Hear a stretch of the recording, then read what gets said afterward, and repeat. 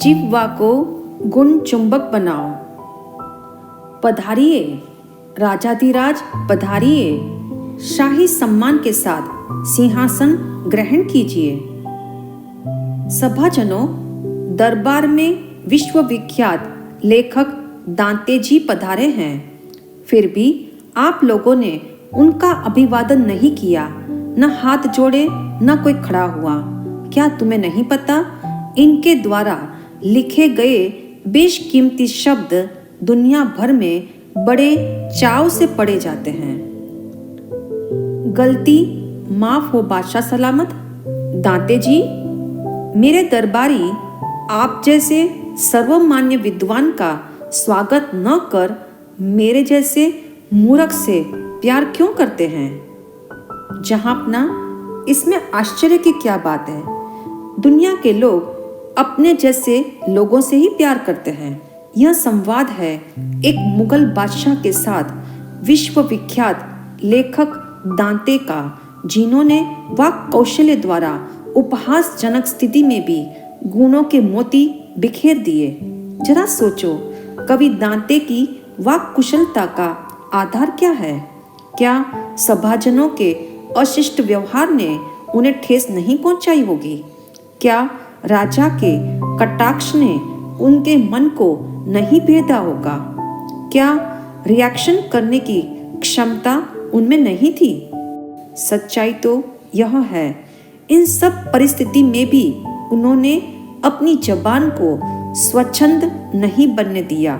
विकट परिस्थिति में भी शब्दों का संतुलन बनाए रखा, तभी वाक कौशल्य दिखा पाए।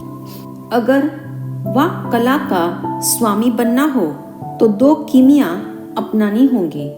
दृष्टि को गुणग्राही एवं जबान को गुण चुंबक बनाना होगा, तभी वाणी भी गुण चुंबक बनेगी। क्योंकि जीवन में दृष्टि का जितना मूल्य है, उतना ही वाणी का भी महत्व है। लोह चुंबक के पास चाहे हजारों वस्तुएं पड़ी हो, किंतु वह न धान्य के कण को आकर्षित करता है, न मिट्टी के कण को खींचता है, किंतु छोटी सी सुई भी हो तो फौरन खींच लेता है। इसी प्रकार वाणी को गुण चुंबक बना लो तो अन्य लोगों की वाणी में क्रोध के कीटाणु हो, अहंकार की मिट्टी हो, दुर्विचार के कांटे हो, और वाणी का गुण चुंबक उस ढेर से केवल सत प्रेरणा के शब्द ही ग्रहण करेगा। वाणी को गुण चुंबक बनाने हेतु मन को 4 आयामों से गुजारना होगा। इससे मन प्रतिक्रिया से बचेगा। प्रथम आयाम है बोलने वाले का महत्व, अर्थात शब्द किसके द्वारा बोले गए हैं। हमारे जीवन में उस शख्स का कितना मोल है एवं क्या रोल है, उस मुताबिक शब्दों को महत्व दिया जाए तो जबान को गुण चुंबक बनाने में सहयोग मिलेगा। दूसरा आयाम है श्रवण शक्ति। क्या जैसा कहा गया वैसा ही सुना गया है, या हमने अपने अभिप्राय से सुना है? इसे शांत मन से चेक करना आवश्यक है।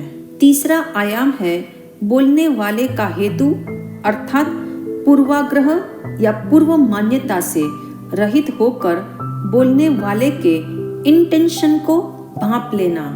हालांकि एक कार्य मुश्किल है, किंतु संवेदनशील हृदय से एहसास किया जा सकता है। चौथा आयाम है दृष्टि।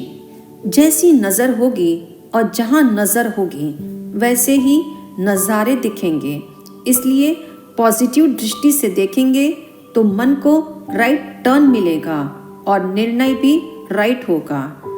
36 करोड़ भारतवासियों के भाग्य का फैसला करने निकले महात्मा गांधी जब लंदन जा रहे थे तो जहाज में बैठा एक अंग्रेज कभी उन्हें झली कटी सुना देता तो कभी उपहास करते हुए अनेक फप्तियां कसता था, किंतु बापू सुनते और मुस्कुरा देते थे।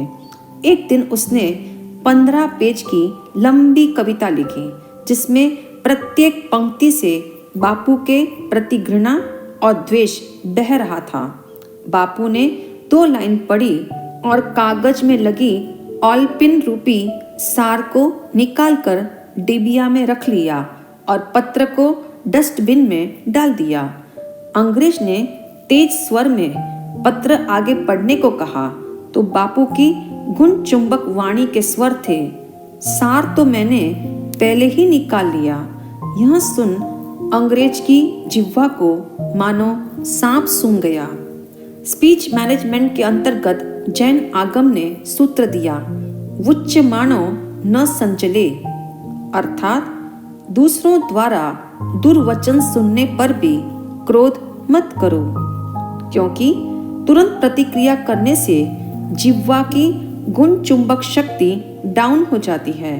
यूं भी प्रत्येक बात का स्पष्टीकरण करते रहने से या हर बात की सफाई मांगते रहने से भी शुद्धिकरण नहीं होता, क्योंकि स्पष्टीकरण के अधिक आग्रह में शुद्धिकरण का बलिदान हो जाता है। एज अ रिजल्ट जिह्वा और जीवन की समानता नहीं रहती। जिह्वा जब गुण चुंबक बनी रहेगी तो रिश्ते भी प्रेरक बनेंगे और धर्म और अध्यात्म में भी उन्नति होगी।